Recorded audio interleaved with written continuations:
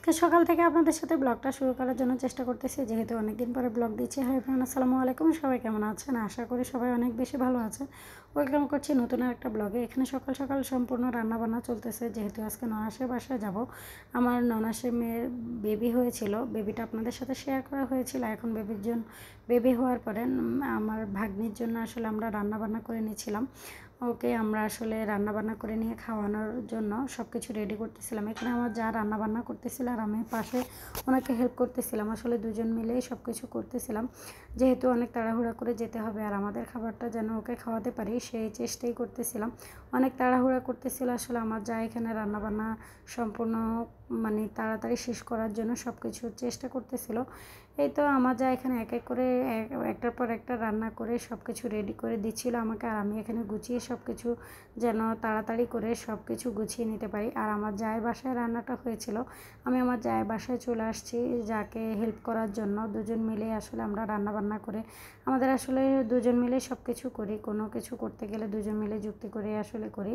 এই তো এখানে পোলাও রান্না করা হয়েছিল, গরু মাংস হয়েছিল, মুরগির মাংস হয়েছিল। ওগুলো আমি আসলে এক এক করে বেড়ে সুন্দর করে রেডি করে নিচ্ছিলাম, যেন রান্নাটা শেষ হলে তাড়াতাড়ি করে আমরা সব কিছু প্যাকিং করে চলে যেতে পারি, তাড়াতাড়ি করে যেন যেতে পারি। আর ওকে খাবারটা যেন আমরা খেয়ে দুপুরের আগে খাওয়াইতে পারি, সেজন্য আর কি তাড়াতাড়ি করতেছিলাম। আসলে আমার যা এখানে রান্না শেষ করে আমাকে সব কিছু এখানে দিয়ে যাচ্ছিলো, আর আমি এখানে সব কিছু সুন্দর করে রেডি করে নিয়েছিলাম বক্সে ঢুকিয়ে। এই তো এখানে মুরগিটাও আসলে হয়ে গিয়েছিল। এখানে আবার মুগ ডাল রান্না করা হবে মাছের মাথা দিয়ে, সেজন্য মুগ ডালের জন্য মাছগুলো কষিয়ে নেওয়া হচ্ছিল, মাছের মাথাটা কষিয়ে নিচ্ছিল, আর সেটার ভিডিও নেওয়া হয়নি। এতে এখানে আমি পোলাওগুলো সুন্দর করে বক্সে নিয়ে আবার সুন্দর করে সার্ভ করতেছি। এখানে আমি বেরেস্তা দিয়ে দিচ্ছি, বেরেস্তা দিলে আসলে দেখা যায় লুকটা অন্যরকম আসে, খুবই সুন্দর লাগে আসলে। এই তো আমি সব কিছুতে একটু একটু বেরেস্তা দিয়েছিলাম, গরুর মাংসগুলোতে আমি বেরেস্তা দিয়ে দিয়েছিলাম, আর মুরগির মাংসগুলো আমি এখন বক্সে ঢুকিয়ে এনেছিলাম। আসলে সব কিছু এখানে তাড়াতাড়ি করে রেডি করতেছিলাম, অনেক তাড়াহুড়ায় করা হয়েছিল সকাল থেকে। আসলে সব কিছু রেডি করার ভিডিও আপনাদের সাথে একদমই শেয়ার করতে পারি না আমি কখনোই। দেখা যায় হাতে হাতে করতে গেলেও সময় পাওয়া যায় না, সেজন্য আর আমার ভিডিওটা ধরবে কে, আর কেউই পছন্দ করে না আমি যেন ভিডিও না দিই, সবাই চায়। এটা আসলে আমার এমন একটা অবস্থা হয়ে গিয়েছে, এখন আপনাদের সাথে ভিডিও শেয়ার করতে করতে ভিডিও শেয়ার না করলে আমার কাছে ভালোই লাগে না। কিন্তু আমাদের বাসার কেউই পছন্দ করে না আমি ভিডিও যেন না দিই, সবাই এটাই চায়।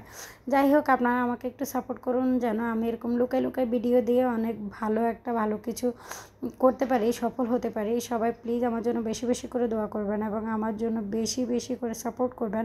প্লিজ সবাই আমার পাশে থাকবেন, আমি ইনশাল্লাহ সবার পাশে আছি। এই যে রান্নাটা শেষ হয়ে যাচ্ছে সেটাই আমার যা আমাকে টেবিলের উপরে এনে দিচ্ছিলো, আর আমি সব কিছু আসলে এখানে বক্সে ঢুকিয়ে নিয়েছিলাম যেন তাড়াতাড়ি করে রান্না শেষ হলে আমরা বের হয়ে যেতে পারি, ওকে যেন দুপুরের আগে আমরা খাবারটা নিয়ে পৌঁছাইতে পারি। আসলে আমাদের হাতের খাবার যেন আজকে সে খায়, আমাদের নোয়াখালীতে আসলে এই রেওয়াজটাই আছে। যাই হোক, এই তো আমরা বের হয়ে যাচ্ছিলাম ওর বাসার উদ্দেশ্যে। আমার ননাসের বাসায় এখন চলে যাব, যেহেতু আমার ননাসের বাসায় আছে ওর মায়ের কাছে আছে, সেজন্য আমার ননাসের বাসায় যাচ্ছিলাম আমরা আসলে খাবারগুলো নিয়ে। সবার জন্য আসলে রান্না করা হয়েছিল, সবাই যেন খেতে পারে।